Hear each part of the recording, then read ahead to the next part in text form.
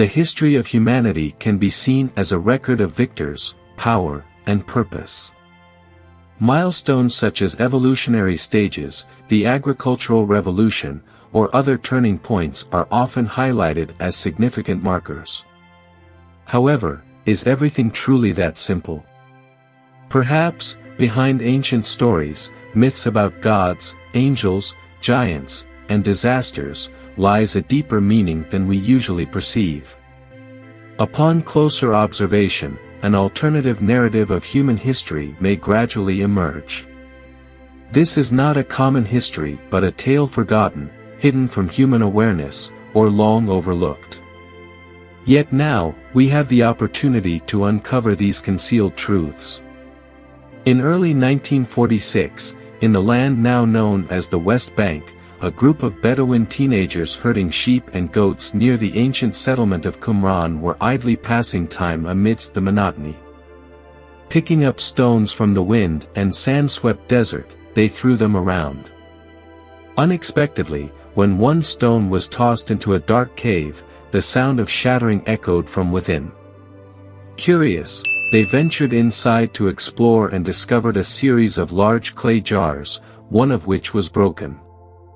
Unbeknownst to them, these teenagers had just made a historic discovery. Inside the jars were ancient scrolls. In the following years, archaeologists, historians, and treasure hunters unearthed additional fragments of scrolls from 10 other caves in the area, amounting to around 800 to 900 manuscripts collectively referred to as the Dead Sea Scrolls.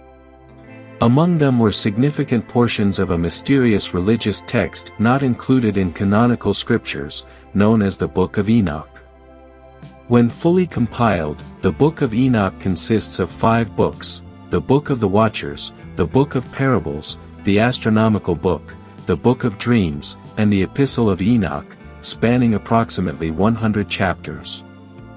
These chapters recount the story of the 7th patriarch in the book of Genesis, Enoch, the father of Methuselah and grandfather of Noah, who is famously associated with the Noah's Ark narrative in the Bible.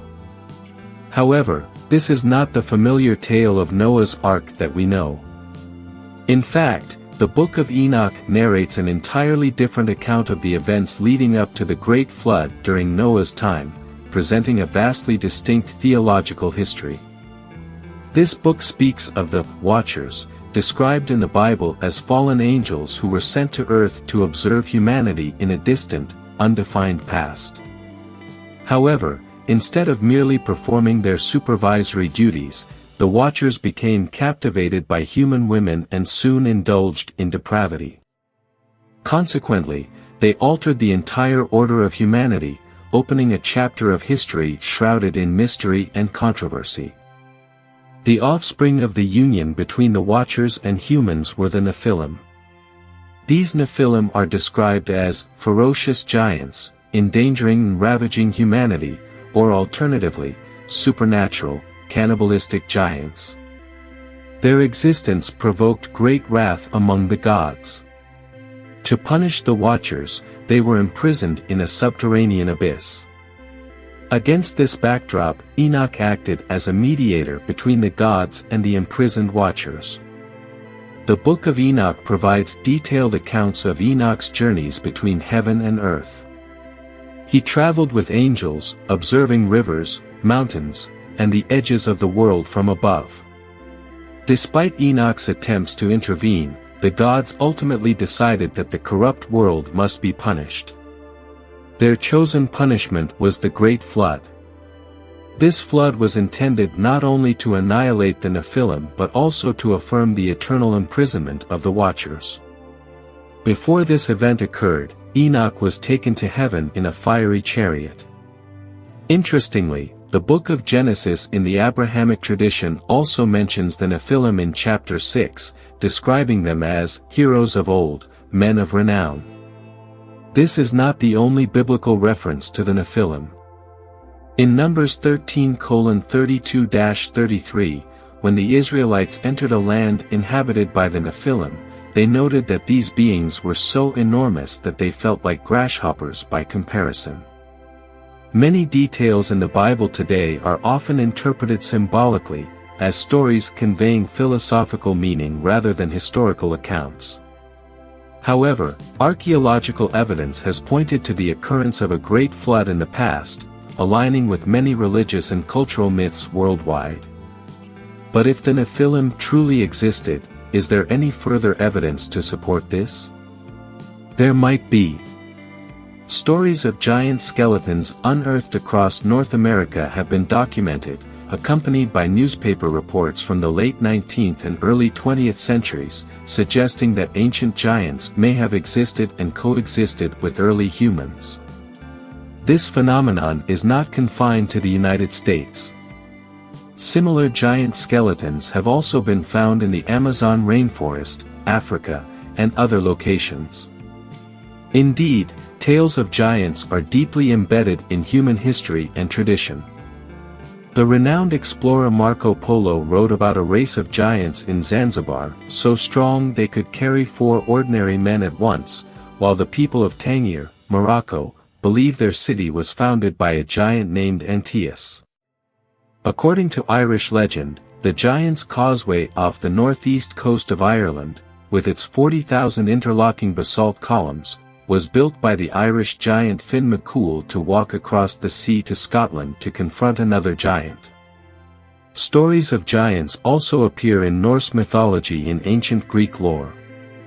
Perhaps, if giants truly existed as suggested by records from many cultures, the Book of Enoch is not merely a symbolic work but may contain historical truths.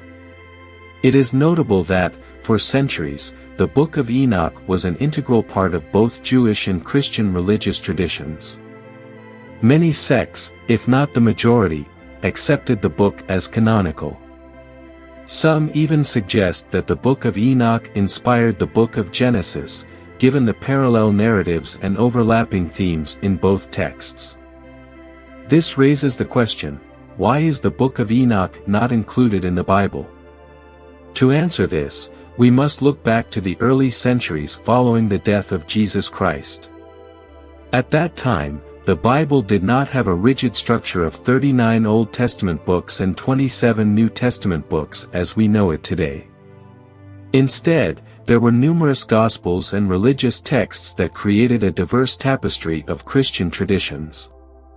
As Christianity developed after the death of Jesus, the emerging Christian church faced the task of deciding which texts should be read and followed, which doctrines should be adopted, and which writings were acceptable and divinely inspired. From this diversity, the church needed to create unity, establishing an official canon. According to a narrative popularized by Dan Brown's The Da Vinci Code, this process allegedly took place at the Council of Nicaea in the 4th century. In this story, Emperor Constantine and high-ranking clergy are said to have shaped the Christian Bible to suit their hidden agenda. However, this is not entirely accurate from a historical perspective. The Council of Nicaea did not determine the official canon of Christianity. Even the renowned philosopher Voltaire made a similar claim in the 18th century.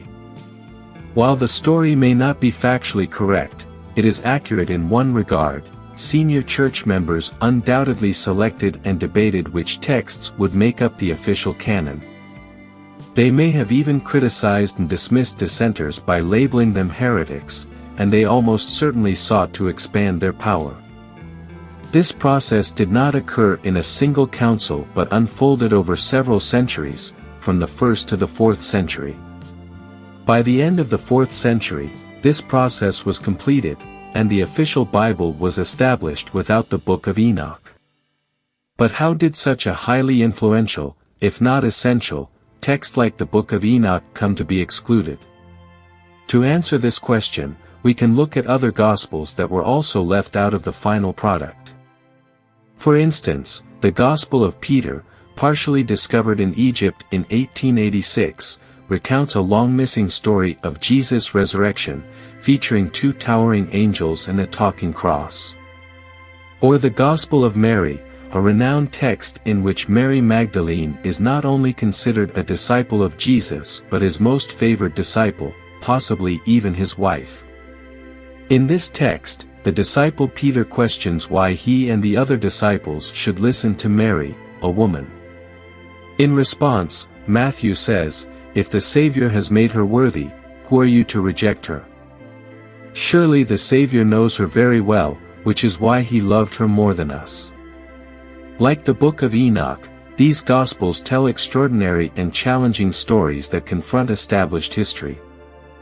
Therefore, it is unsurprising that these texts were excluded by the powerful leaders of Christianity when constructing the official canon. The Book of Enoch might have been completely forgotten if not for its preservation by a few small Orthodox Jewish sects in Ethiopia. In fact, the only pre-modern version of this text was written in Guizi, an ancient African language. This version was used by Richard Lawrence, Archbishop of Cashel, in 1821 to produce the first English translation of the book, which later served as a reference for studying the Dead Sea Scrolls. Strangely enough, although the Book of Enoch was excluded from the official Christian canon and gradually faded into obscurity except within niche religious traditions and theological studies, the Bible still contains numerous references to it. For example, the Book of Genesis and the Book of Numbers mention the Nephilim, a central theme in the Book of Enoch. Genesis also details Enoch's lineage. In the Book of Hebrews, there is a passage stating that God took Enoch away, seemingly alluding to his ascent to heaven in a fiery chariot before the Great Flood. Meanwhile, the Book of Jude includes a passage almost verbatim from the Book of Enoch, suggesting that this book may have been an early source of inspiration for canonical texts. In 1 Corinthians 11 verses 5-6, St. Paul provides instructions that women should cover their heads in church. This appears to directly reference the notion in the Book of Enoch that the watchers were drawn to women with long, flowing hair. This practice has persisted in Roman Catholicism and Islam to this day. Although censored and even forgotten, the Book of Enoch has never truly disappeared. Behind the book and its extraordinary stories lies something deeper, transcending its exclusion from the Christian canon. It has been noted that Enoch, the seventh patriarch in the Bible, seems to mirror Enmendarana, the seventh pre-flood king in Babylonian tradition. The ancient Greeks believed Enoch embodied the figure of Hermes, while the ancient Egyptians had a similar figure in their traditions. These examples raise an intriguing question: why does Enoch, by any name, reappear in the ancient traditions of various cultures? The answer may lie in a time even older than the Greeks, Egyptians, or Babylonians, going back to the era of the ancient Sumerians. According to Sumerian texts, Earth was once visited by a group of supernatural beings in a distant past. These visitors are described in Sumerian tradition with uncanny similarities to the watchers depicted in the Book of Enoch. However, instead of calling them watchers, the Sumerians referred to them as Anunnaki, meaning those who came from the heavens. To the Sumerians, they were gods, but to modern thinkers like Zacharias Sitchin and Eric von Daniken, they were an ancient race of extraterrestrials who came to Earth. Interestingly, Sumerian texts recount that the Anunnaki, much like the Watchers, began mating with humans, creating an entirely new species, mirroring the birth of the Nephilim. Like the gods in the Book of Enoch, the Anunnaki also became enraged with the state of Earth and caused a great flood. Could it be that the Book of Enoch and its related traditions are simply retellings of the ancient Anunnaki story? Consider the agricultural revolution, which occurred around 10,000 BCE, marking humanity's shift from a hunter-gatherer lifestyle to farming and permanent settlements. According to historical records, by approximately 9,500 BCE, in the area now known as modern-day Kurdistan, barley, wheat, and rye were being cultivated, oats, peas, and lentils were also grown, while goats and sheep were domesticated. About 500 years later, copper and lead were being smelted in this region, alongside the development of weaving and pottery. Furthermore, The ancient Kurdish culture was among the first to develop writing, becoming one of the earliest literate societies in human history. Some have questioned how humanity advanced so quickly. Fascinatingly, the Kurds claim to be descendants of the children of jinn, or children of spirits. Could this be an ancient cultural reference to the union between the Anunnaki and human women? According to the Sumerians, it was the Anunnaki who brought advanced knowledge and technology to humanity, accelerating the progress of civilization.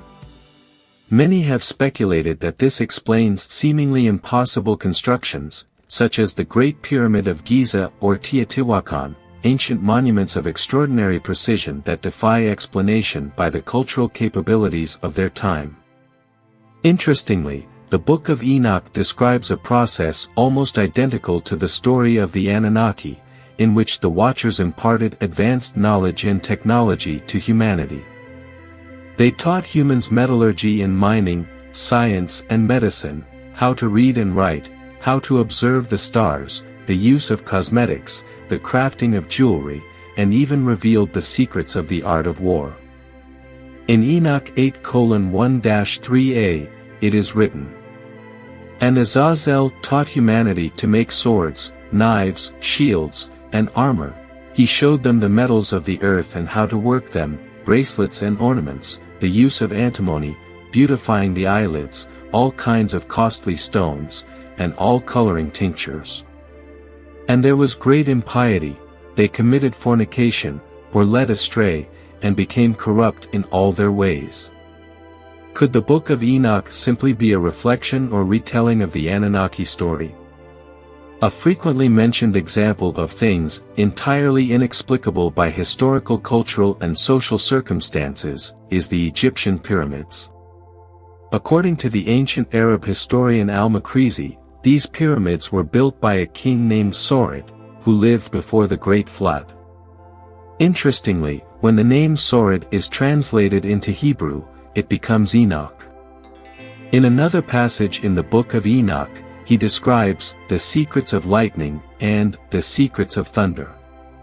Some suggest that this passage attempts to explain mysteries about energy and electricity. This directly connects to the Anunnaki, whom many believe have long attempted to reveal similar secrets to humanity through crop circles. In our latest video, Crop Circles contain designs for free energy devices. We discussed how, over the past few decades, crop circles have appeared worldwide featuring complex mathematical equations, magnetic field diagrams, mechanics, and field lines of electric charges. According to some, these are the works of the Anunnaki. Additionally, consider Enoch's description of his journey to meet the gods, where he says, "I was taken to a kind of suspended palace," Enoch says. "It was enormous, like carved glass. The floor was made of transparent plates. Through the floor, you could see the stars we were passing by."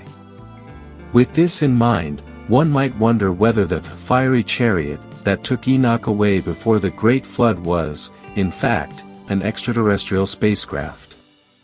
It seems unbelievable that such extraordinary stories, of the Watchers, the Anunnaki, and the Nephilim giants, stories that have permeated ancient cultures for thousands of years, could be forgotten, the Sumerians erased from the annals of ancient civilizations, and the Book of Enoch censored from the biblical canon. Yet, given how these stories fundamentally reshape human history and redefine what it means to be human, their exclusion might not be surprising. However, perhaps these stories have never truly disappeared. Consider the well-known biblical story of Adam and Eve in the Garden of Eden. Rather than reading this story literally or philosophically, imagine it as a metaphor.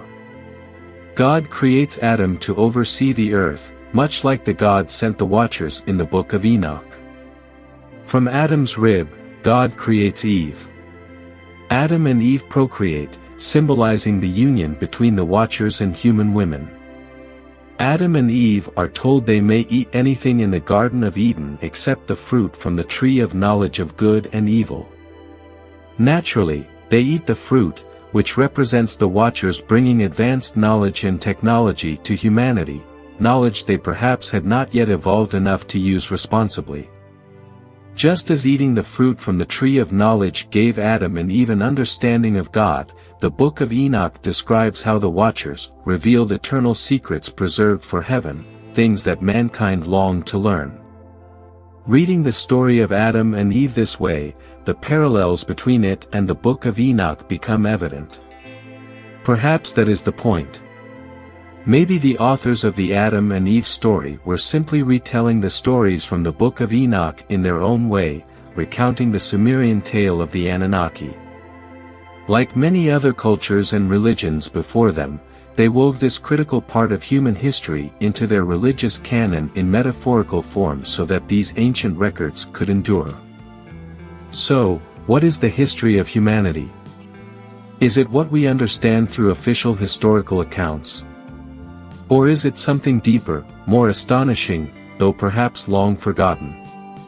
Perhaps the answer has always been right before our eyes. Thank you for watching. If you enjoyed this video,